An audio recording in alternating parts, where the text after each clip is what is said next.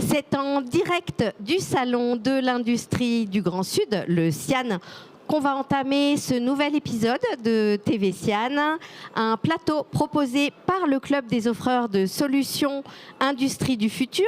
On va y parler compétitivité, on va y parler lean manufacturing et transformation numérique. Vous êtes 4 intervenants sur ce plateau pour évoquer ces sujets. Jean-Patrice Gasque, associé de Socodit, une société de conseil et d'audit, et vous êtes aussi président du Club des offreurs de solutions Industrie du futur de la Chambre de commerce et d'industrie de Toulouse. À vos côtés, Michel Martin, vous êtes d'abord entrepreneur et aujourd'hui consultant senior pour une structure qui s'appelle M2 Qualité. En face de vous, Ismaël Suarez, directeur formation professionnelle continue et relations avec les entreprises de l'INEMA, une école supérieure de la performance, en tout cas située sur le site d'Albi. Pour cette école, vous nous expliquerez ce qu'est l'école de la performance INEMA. Et Nathalie Gaudy, qui est dans de l'entreprise Septodon, une structure particulière de l'entreprise Septodon. Vous allez aussi nous en parler et nous expliquer ce que le lean manufacturing vous permet comme gain de productivité dans votre structure. Je vous propose de démarrer ce plateau par la question de la compétitivité. Grâce à cette méthode, le lean manufacturing, dont l'objectif est de rendre la production plus efficace en éliminant ce qu'on appelle les gaspillages. Gaspillages détectés par l'analyse des étapes de processus industriels. Alors ce modèle, cette méthode a été mise en œuvre dans les années 50. On l'attribue à Toyota au Japon. Comment un modèle des années 50 est-il toujours d'actualité? À vous la parole, Michel Martin. Oui, alors ce modèle date des années 50, comme vous l'avez rappelé, c'est important. C'est une période dans laquelle le Japon, on s'en rappelle certainement, sortait de la guerre avec une industrie qui était complètement détruite, qu'il fallait reconstruire. Donc les Japonais sont partis de cette idée-là et ont inventé des outils, un modèle basé sur leur philosophie. C'est important aussi d'avoir ça en tête. Donc c'est pour remonter l'industrie, la remettre au goût du jour, et ça a plutôt bien réussi quand on voit la réussite de Toyota, qui est le premier constructeur mondial aujourd'hui. Donc Toyota l'a ensuite développé, et ce modèle-là s'est appliqué après dans l'ensemble des industries. Alors en quoi est-il aujourd'hui d'actualité ? Tout simplement parce qu'on est un petit peu dans la même période, un petit peu de crise. Pas la même que notre industrie, elle n'est pas détruite, mais on a un petit peu des choses qui permettent de faire le parallèle. Aujourd'hui, les entreprises cherchent de la compétitivité. Certaines sortent d'une période qu'on a tous vécu, le Covid, avec des PGE à rembourser. Maintenant, on est dans cette phase-là.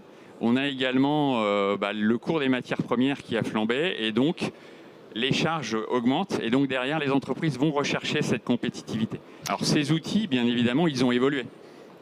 Ce ne sont plus les mêmes, et surtout, ce que l'on a vu, c'est qu'en les appliquant, on s'est aperçu qu'il fallait aussi les adapter, les mettre au goût du jour, et surtout insister sur l'accompagnement, la mise en œuvre sur le terrain au travers de chantiers.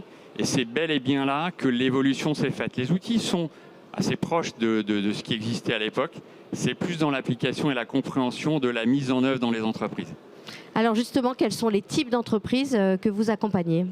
Alors, on accompagne tout type d'entreprises aujourd'hui, que ce soit des PME, PMI, des ETI ou des grands groupes. Alors, on est en Occitanie, la cité de l'aéronautique. On est dans ce périmètre-là, mais pas que. J'interviens aussi dans des industries qui font, et on verra l'exemple avec Nathalie Godin, dans le domaine du médical. Mais ça s'applique sur tout type d'entreprise. Je travaille aussi pour des entreprises qui font du retraitement de verre, par exemple. Voilà, c'est à partir du moment où on travaille sur de la compétitivité, tout le monde la recherche, et quel que soit le type d'activité, elle s'applique. Alors, comment justement travaillez-vous avec les entreprises? Et je pense qu'on va faire le lien avec votre partenaire Ismaël Suarez, puisque vous travaillez avec des étudiants en performance. Donc expliquez-nous un peu ce qu'est votre école et comment vous travaillez ensemble. Alors, INEMA, c'est un IN comme innovation et MA comme management. C'est une école qui existe depuis maintenant 30 ans, sous l'impulsion en fait de la CCI Grand Est, CCI Tarn et CCI Rouen. Et la volonté, c'est d'accompagner les territoires et notamment les entreprises industrielles grâce à l'alternance. Et ce qui est très drôle ici, c'est que le sel de notre relation à tous, c'est l'alternant. C'est ce qui nous a permis de nous rencontrer au CIAN et en entreprise pour faire en sorte qu'on soit dans une dimension humaine. Et l'école aujourd'hui, en fait, va, par l'intermédiaire de la qualité des suivis que l'on fait en entreprise, par l'accompagnement de nos alternants, on va essayer, en tant qu'école, de voir comment on peut mouiller le bleu de travail avec l'entreprise et essayer de la mettre en relation avec des offreurs de solutions ou de la mettre en relation avec des intervenants experts ou même des projets de performance industrielle qui puissent être au bénéfice de la croissance et de la montée en compétences des collaborateurs. Et ça passe par les alternants qui viennent conduire le changement d'entreprise. Donc on apprend un peu la théorie de cet accompagnement à l'école et on le met en œuvre dans l'entreprise grâce à ces contrats d'alternance. Nathalie Gaudin, vous pouvez témoigner puisque vous accueillez un jeune alternant au sein de votre entreprise, donc une structure qui fait partie du groupe Septodon avec une spécificité de fabrication d'un matériel particulier. Je vous laisse nous raconter. Oui, merci.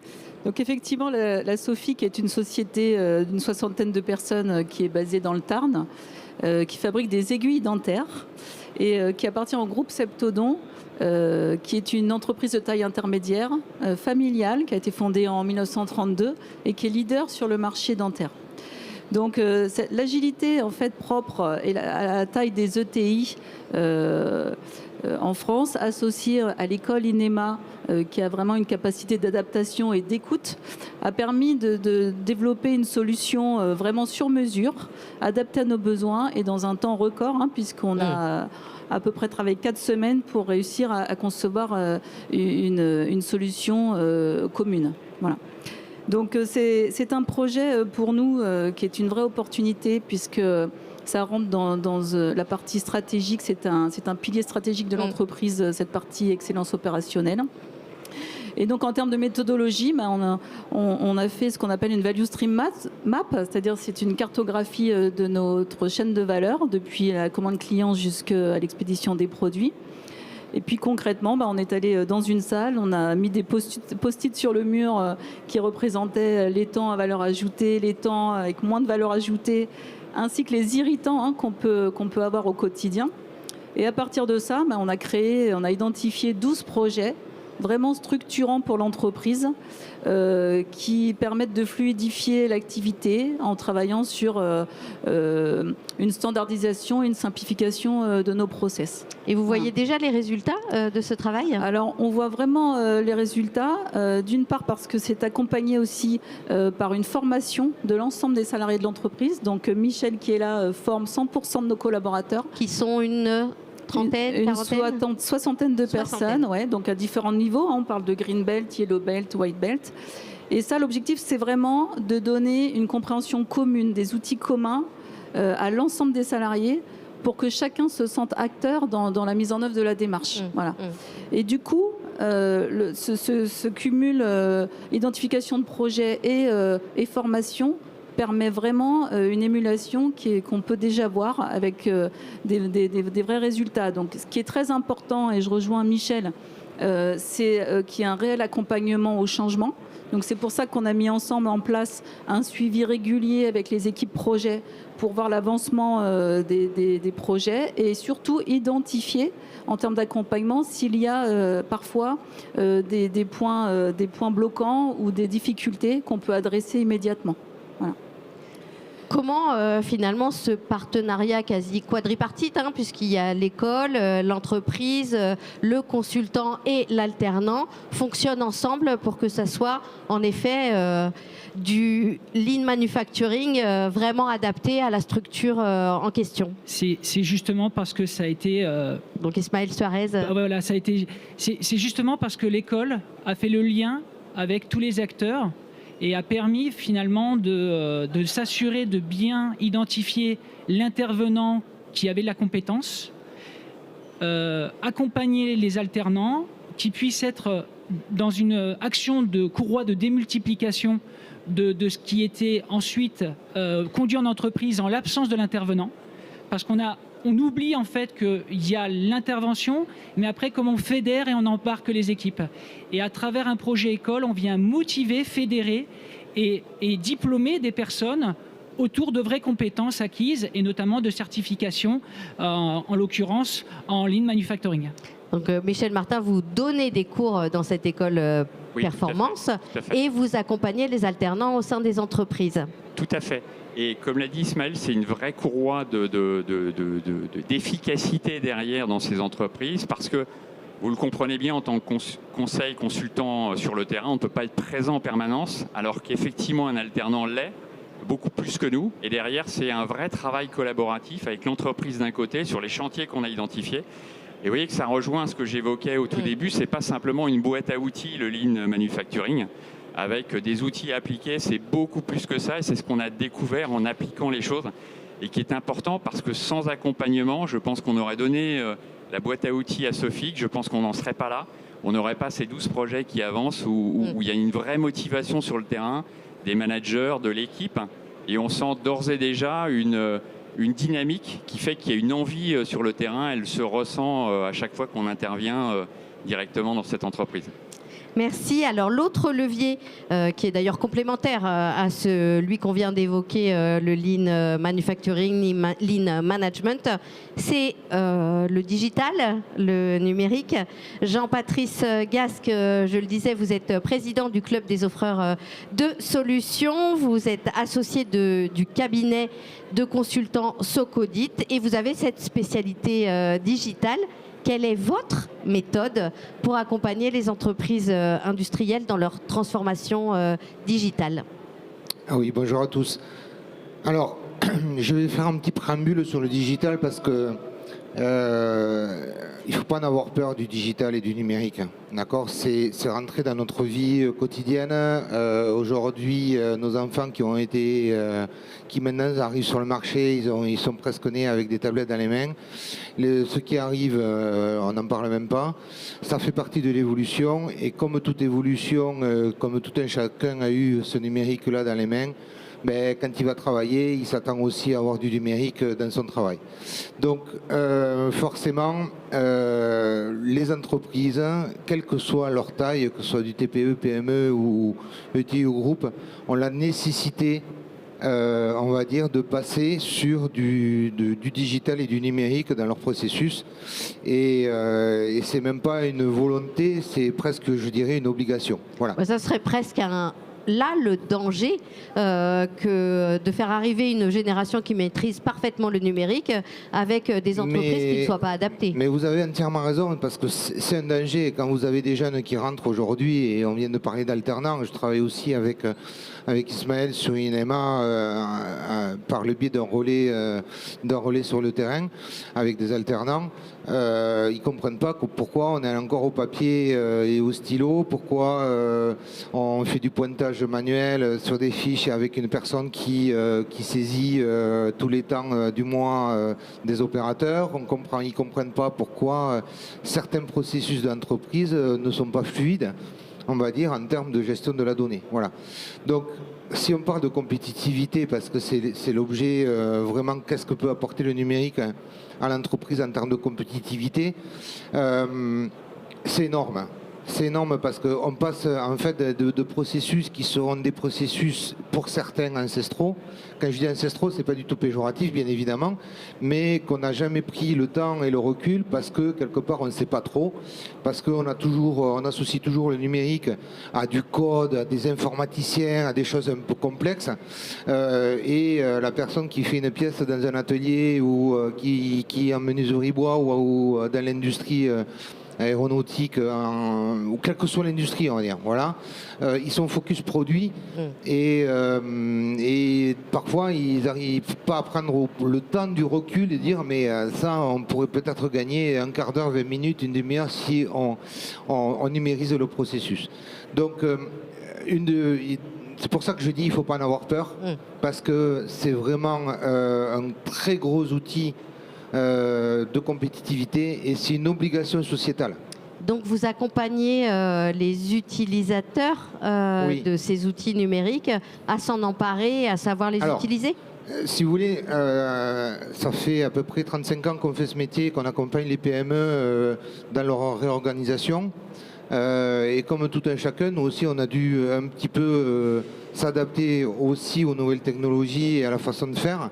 Et notre métier de base qui était la recherche de compétitivité dans l'analyse et l'amélioration des processus, on vient d'en parler, et le Lean est un exemple, est un outil.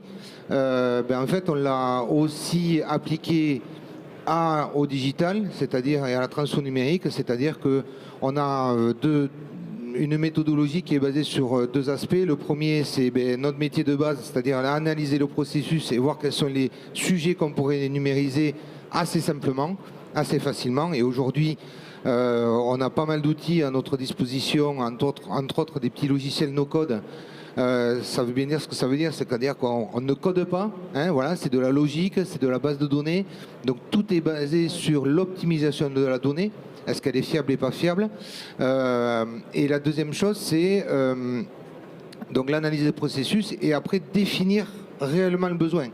Parce que c'est pas uniquement transformer un papier en numérique sur un fichier Excel, c'est pas ça. C'est de dire on prend tout le processus, mais en fait, qu'est-ce qu'on veut au final? C'est quoi que l'on veut et jamais perdre cette idée-là pour pas rentrer justement dans une usine à gaz et aller à l'essentiel. Et qu'est-ce qu'on veut? Des gains de productivité? Alors, des gains de productivité, oui, mais généralement, les opérateurs, c'est pour ça que dans notre méthodologie, on utilise aussi la notion de maturité des opérateurs, maturité du dirigeant, pour savoir à quel niveau ils en sont de l'intégration de du numérique et du digital au sein de leur atelier. Il y en a certains qui ont des ERP avec des écrans déjà tactiles dans les ateliers, et puis il y en a d'autres qui ont encore des OF sur papier qui remplissent à la main avec des crobards à la main. OF pour hors de fabrication, pardon. Donc voilà, il y a différents niveaux de maturité. Donc la première chose, c'est que au-delà d'essayer de comprendre les processus, l'ensemble des processus des entreprises par un petit diagnostic, on regarde aussi quel est le niveau de maturité et quelle est la volonté des personnes à vouloir passer sur le digital. Et il faut vraiment faire cet accompagnement parce que si certains vont aller très vite, entre autres les jeunes générations vont aller très très vite et vont très vite comprendre, et puis pour d'autres, comme tout changement qui se respecte, ils vont en avoir peur et du coup il va falloir les accompagner, il va falloir on va dire désacraliser un petit peu le numérique, tout le monde doit y aller. Et puis la troisième chose, c'est qu'il faut aussi sécuriser la donnée. C'est-à-dire qu'il faut déjà que la donnée soit fiable. Il faut la sécuriser. On parle souvent de cybersécurité, mais c'est plus un vain mot. C'est plus uniquement destiné aux ETI ou aux groupes qui ont les premiers, on va dire, pris le sujet en main. Aujourd'hui, moi, j'ai 5-6 clients qui sont déjà fait attaquer, qui ont eu un risque de perte totale des données avec voilà, des conséquences on va dire désastreuses pour l'activité. Donc tout ça, ça se sécurise. On peut très bien utiliser de la donnée, qu'elle soit sécurisée, qu'elle soit en interne. Et la prochaine évolution, et là c'est nous on essaie de rentrer aussi dans ce sujet-là parce que c'est indispensable pour les PME et il ne faut pas non plus en avoir peur. J'imagine déjà ce que vous allez dire. Et on a récemment embauché, on va dire, une personne qui est spécialisée dans ça au sein du cabinet. C'est bien Alors, évidemment. dites-nous, Ça l'arrivée de s'appelle, l'IA, l'arrivée voilà. de l'IA dans la PME. Et là non plus, il ne faut pas en avoir peur parce qu'on a l'IA générative qui est la portée à tout le monde. Le ChatGPT, le Gemini, etc. On connaît. Mais il y a aussi l'IA adaptative à l'entreprise. C'est-à-dire que là, effectivement, il y a des petits modules qui peuvent être développés par des spécialistes. Là, il faut des spécialistes. Mais une fois que c'est lancé, ça marche et ça s'auto-alimente. Donc voilà, la PME va avoir l'obligation aussi, la prochaine révolution qui arrive là et qui est déjà là, sur les 2, 3, 4 années à venir, de rentrer non seulement dans les numériques, mais en plus dans l'IA. Merci beaucoup pour vos démonstrations de levier de compétitivité grâce à des méthodes, à des modèles et à des tendances sociétales. Merci à tous les 4 d'être venus sur ce plateau, d'avoir partagé vos expériences qui sont tout à fait complémentaires. Bonne continuation à tous. Merci beaucoup. Merci beaucoup. Merci.